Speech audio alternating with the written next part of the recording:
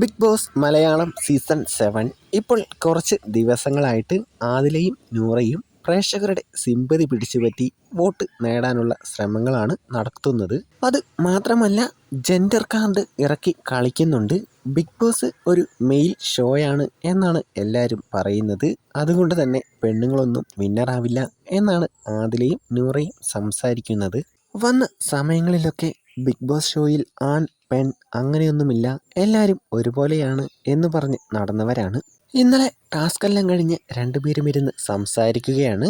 നൂറ ആദിലയോട് പറയുകയാണ്, എനിക്ക് ഏറ്റവും സങ്കടമുള്ള കാര്യം എന്താണെന്ന് വെച്ചാൽ നമ്മൾ കപ്പെടുക്കാൻ ഒട്ടും അർഹരല്ല എന്നാണ് ഇവർ പറയുന്നത്. ഇവിടെ ഉള്ളവരെ പോലെ നമുക്കും അർഹതയുണ്ട്, എന്നാൽ അത് പറയുമ്പോൾ അവർക്കൊരു പുച്ഛമാണ്.